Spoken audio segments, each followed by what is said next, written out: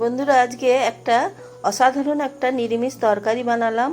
তো এতই খেতে ভালো হয়, এতই টেস্টি হয় যে এক থালা ভাত নিমেষেই উঠে যাবে, আর কোনো তরকারির দরকার হয় না। আর যারা পটল খায় না তারাও চেটে পুটে খাবে, তারা বুঝতেই পারবে না। তো তার প্রমাণ হচ্ছে আমার শাশুড়ি মা, বুঝতেই পারলেন না আজকে রান্না করে খাইয়েছি। তো প্রথমে এই নরম নরম দেখে পটল কেটে নেবো দুভাগ করে, আর একটা আলু, বড় আলু ছোট ছোট করে টুকরো করে নুন দিয়ে সেদ্ধ করে নেবো। দিয়ে জলটা শুকিয়ে যাবে ভালোভাবে, সেইভাবে সেদ্ধ করে নেব।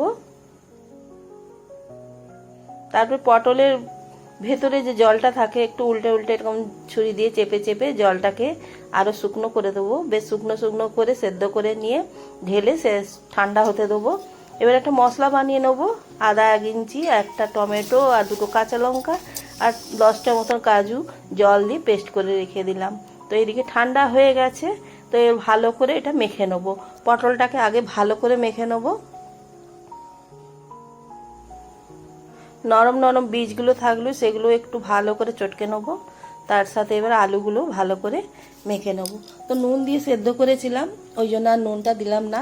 ছোট্ট একটা আদা গ্রেট করে নিয়েছিলাম, দিয়ে দিলাম। একটু জিরে গুঁড়ো, একটু ধনে গুঁড়ো দিয়ে দিলাম অল্প অল্প করে, একটু হলুদ গুঁড়ো, আর দিয়ে দিলাম 2 চামচ বেসন আর 1 চামচ কর্নফ্লাওয়ার।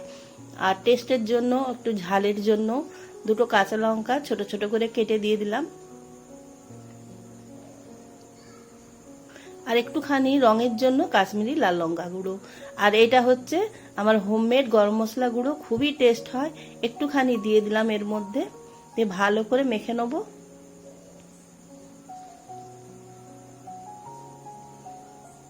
খুবই খেতে ভালো হয় বন্ধুরা, তোমরাও একবার বানিয়ে খেয়ে দেখবে। নিরামিষের দিন আর কোনো তরকারির দরকার হবে না।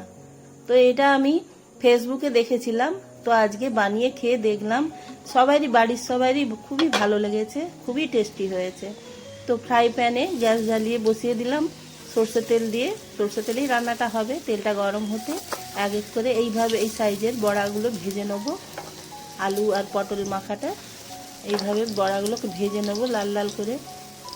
তো খুব বেশি আঁচে ভাজা যাবে না, কেন পুড়ে যাওয়ার ভয় আছে। ওপরটা লাল হয়ে যাবে, ভেতরটা কাঁচা থেকে যাবে। তার জন্য লো ফ্লেমে এগুলোকে ভাজবো আস্তে আস্তে লাল লাল করে।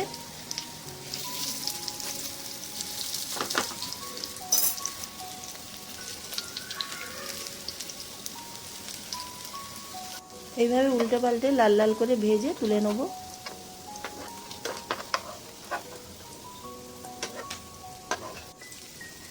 বাকি মাখাটাও এইভাবে ভেজে নেবো।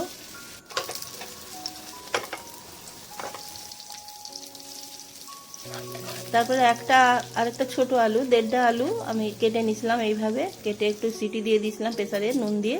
তো সেদ্ধ করে নিয়েছিলাম, তারপরে ভেজে নিলাম একটু লাল করে।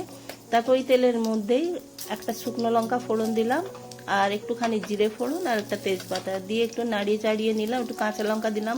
যদি তোমাদের হিং থাকে হিং দিতে পারো, নিরামিষ রান্নাতে হিংটা খুবই ভালো লাগে। তো আমার হিংটা নেই। তো মশলার পেস্টটা দিয়ে দিলাম। দিয়ে এর মধ্যে মিক্সি ধোয়া বাটির জলটাও দিয়ে দিলাম। দিয়ে এর মধ্যে দিয়ে দেবো এবার কিছু মশলা।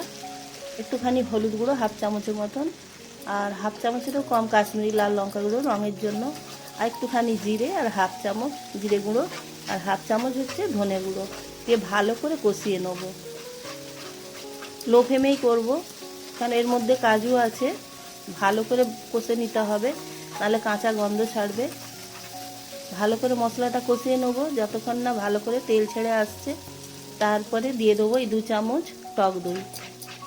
ফ্লেমটাকে কমিয়ে দেবো একেবারে, দিয়ে টক দইটা দিয়ে কষিয়ে নেবো একটু, নাহলে টক দইটা ফেটে যাওয়ার ভয় আছে। ভালো করে মিশিয়ে নেবো। মিশিয়ে নেওয়ার পর ফ্লেমটা বাড়িয়ে দেবো গ্যাসে। তো ভালো করে কষিয়ে নিয়েছি যতক্ষণ না তেল ছাড়ছে। ভালো করে কষিয়ে নেওয়ার পর ভাজা আলুগুলো দিয়ে দিলাম। তো ভালো করে একটু কষিয়ে নেবো আলুর সাথে মশলাটাকে। আলু তো সেদ্ধ হয়ে গেছে। তো এবার আলুটা যে সেদ্ধ করেছিলাম সেই জলটা দিয়ে দিলাম, গরম জলটা দিয়ে ভালো করে মিশিয়ে নেব। তারপরে দিয়ে দিলাম নুন একটু পরিমাণ মতন, আর দিয়ে দিলাম আরও দুটো কাঁচা লঙ্কা, একটু ঝাল ঝাল হওয়ার জন্য, কেন আমি কোনো গুঁড়ো লঙ্কা, ঝাল গুঁড়ো লঙ্কা দিইনি। তো আর দিয়ে দিলাম, এবার কিছুক্ষণ ফুটে যাওয়ার পর বড়াগুলো দিয়ে দিলাম। বড়াগুলো দিয়ে ভালো করে মিশিয়ে নেব ঝোলের সাথে।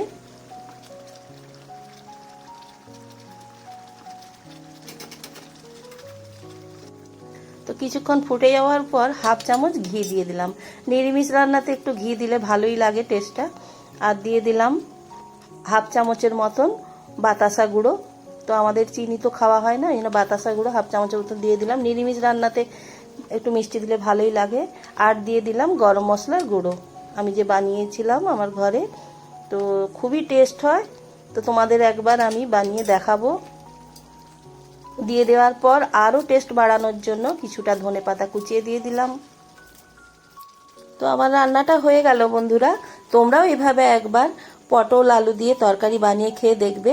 আর যারা খায় না তারাও চেটে পুটে খাবে, খুবই টেস্টি হয়।